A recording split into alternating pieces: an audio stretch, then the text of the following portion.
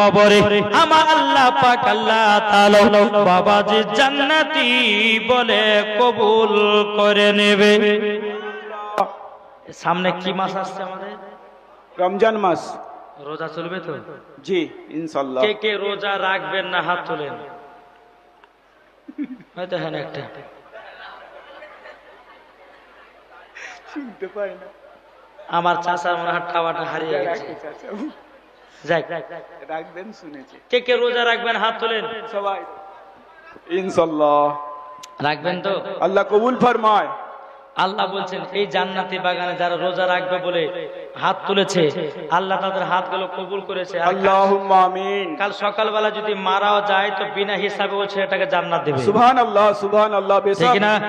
বেশক। ও মা খালা একটু গল্পটা কম করে, মা বোনেরা এক জায়গাতে বহুত দিন পর বসে যেত, বলছে খালা তোর স্বামী তোকে কেমন ভালোবাসে একটু বলতো। ওই জালসা বাদ দিয়ে এখন স্বামীর গল্প কাছে করে কি করে, ঠিক না? জি মায়েদেরকে অনুরোধ করো, মা ওই যখন বিহার বাড়ি খানা খেতে যাবেন তখন গল্প করেন, মা এখন জালসা জীবনী, হ্যাঁ এটা জান্নাতি বাগান, আদব করে বসবেন, আপনার হচ্ছে খাতুনে জান্নাতের মতো নারী। আমার কমিটি ভাইরা বলেছে কারবালার জীবনী শুনবো, আপনারা শুনতে ইচ্ছুক আছেন? কি গো শুনবেন তো? বাস এই মাইক ম্যান, মাইক ম্যানটা কোথায় গেল? পালিয়ে গেছে। বেরাদার আসুন, যাদের দিলেতে নবীজির মোহাব্বত আছে তাদের দিলে তো ইমাম হাসান ইমাম হোসাইনের মোহাব্বত আছে না? নাই? আল্লাহ পাক আল্লাহ তাআলা বলতেছে কুল্লা আসালুকুম আলাইহি আজরান ইল্লাল মাওয়াদ্দাতা ফিল কুরবা। এই মাইক ম্যানটা ডাকো, মাইক সেট করে নিন। খুব সুন্দর মাইক আছে, একটু সেট করতে বলো ভাই। বেরাদার আল্লাহ পাক আল্লাহ তাআলা বলছে কুল্লা আসালুকুম আলাইহি আজরান ইল্লাল মাওয়াদ্দাতা ফিল কুরবা। আল্লাহ পাক আল্লাহ তাআলা বলতেছে বলো গো আমার বান্দা বান্দীরা, আহলে বায়াতকে মহব্বত করার জন্য কোন রকমের পারিশ্রমিক চাই না, শুধু চাই শুধু মহব্বত। কি চাই? আহলে বায়াতকে কি করতে হবে? মহব্বত করতে হবে। মহব্বত। তার জন্য কোনো টাকা পয়সা জমি জায়গা দরকার নেই, শুধু কিসের দরকার? মহব্বত। মহব্বতের দরকার। এ ভাইরাও ওগো আমার সোনা মানিকেরাও, যারা ইমাম হোসেনকে মহব্বত করেছি তারা বাবা ইসলামকে চিনে গেছে, যারা ইমাম হোসেনকে ভালোবেসে নিয়েছে আমার আল্লাহ পাক আল্লাহ তাআলা বলতেছে তারা ইসলামের ভিতরে দাখিল হয়ে গেছে। এ বাবা যে মুসলমান ভাইরাও ওগো আমার সোনা মানিকেরাও, আমার আল্লাহ পাক আল্লাহ তাআলা বলতেছে দুই কোয়ালিটি মুসলমান আছে, দুই কোয়ালিটি মুসলমানের ভিতর একটা হলো এজিদি মুসলমান আর একটা হলো বাবা হোসাইনি মুসলমান। তাহলে কোনটা হবে? কোনটা? হোসাইনি মুসলমান। আচ্ছা এজিদি মুসলমান হলে পরে মরার পর জান্নাতি হওয়া যাবে না।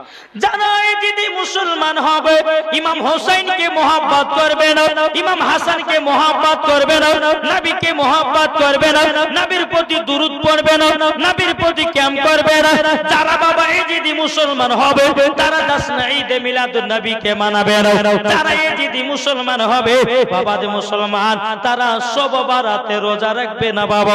এই সোনা মানিকেরাও, যারা হোসাইনি মুসলমান হবে তারা নবীর প্রতি দুরূদ পড়বে, যারা হোসাইনি মুসলমান হবে নবীর প্রতি ক্যাম্প করবে, যারা হোসাইনি মুসলমান হবে আপনাদেরকে আহলে বায়াতকে মহব্বত করবে।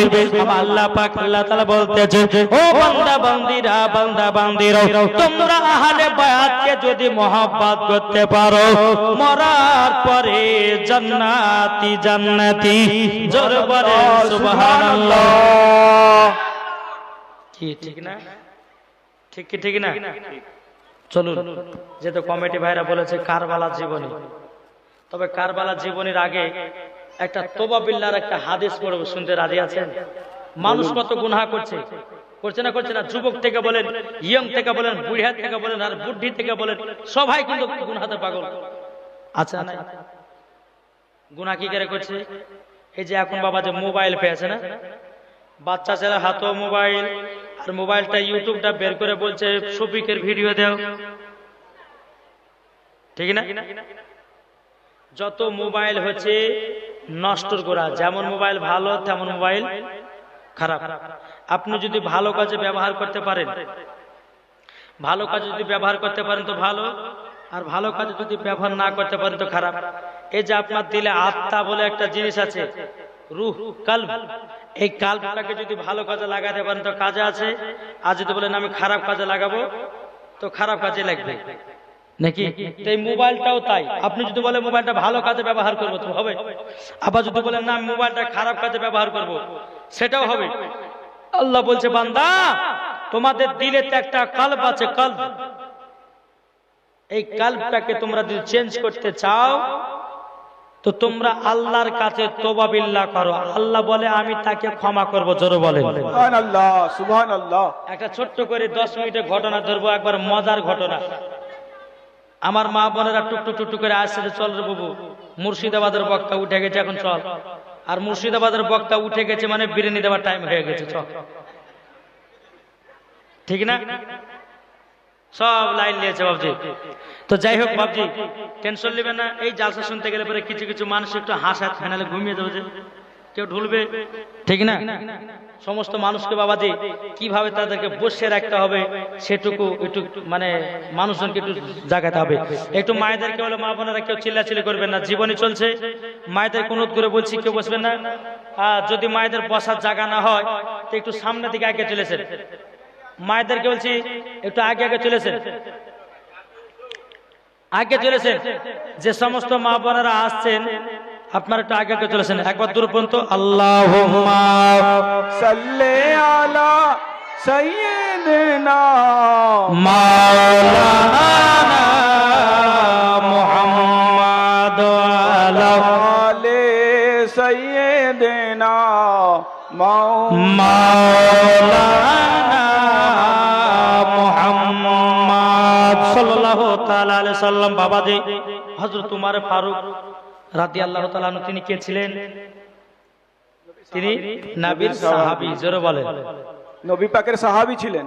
আমার নবী মুস্তাফা সাল্লাল্লাহু আলাইহি সাল্লামকে গর্দান কাটতে গিয়ে বাবাজি যে উমর ফারুক নবী মুস্তাফার চেহারা মোবারক দেখে হাত থেকে তলোয়ার পরে সঙ্গে সঙ্গে কলমায়ে তাইয়্যিব বলে লা ইলাহা ইল্লাল্লাহু মুহাম্মাদুর রাসূলুল্লাহ সাল্লাল্লাহু আলাইহি সাল্লাম। জি, ওই উমর ফারুক তিনি কে একটা রাস্তা দিয়ে যদি হেঁটে যায় তো 40 দিন পর্যন্ত ইবলিস শয়তান যেতে পারে না। কি গো ঠিক না? কতদিন যেতে পারে না? 40 দিন। 40 দিন ইবলিস শয়তান রাস্তা দিয়ে যেতে পারে না।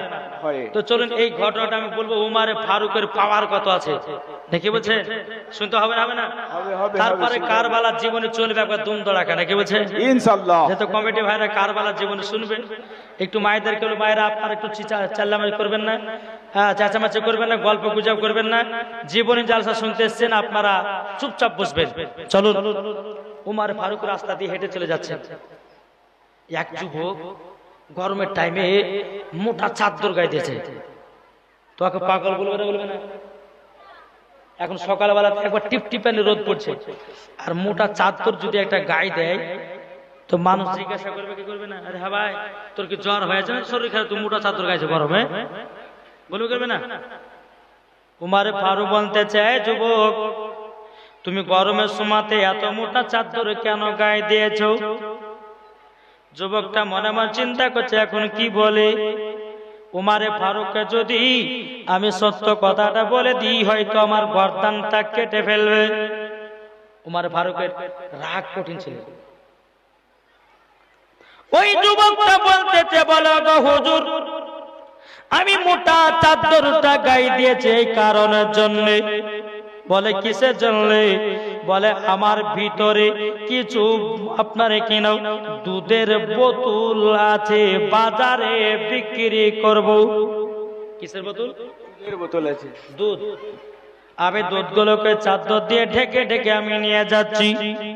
বেরাদুল ইসলাম মাদার সামানিকরা, হে সোনা মানিকেরও, যখন বাবা যে কথা বলো হযরত উমর ফারুক রাদিয়াল্লাহু তাআলা আনহু তিনি বলতেছেন, হে যুবক তুমি কি বাজারে দুধ গলে বিক্রি করতে যাবো? বলে হ্যাঁ আমি তো যাব। উমর ফারুক রাদিয়াল্লাহু তাআলা আনহু তিনি বলতেছে, যুবক চলো চলো আমিও তোমার সাথে যাব বাজারে, তোমার সাথে আমিও যাব বাজারে।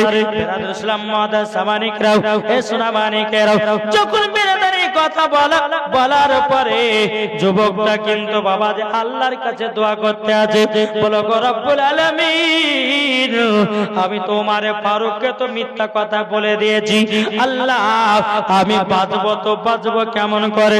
এই যুবকটা আল্লাহর কাছে দোয়া করছে, আল্লাহ গো আমাকে উমরের হাত থেকে বাঁচায়া নিও, আমি তো দুধ নিয়ে যাই না, আমি চাদর দিয়ে ঢেকে নিয়ে যাচ্ছি শুধু মদের বোতল।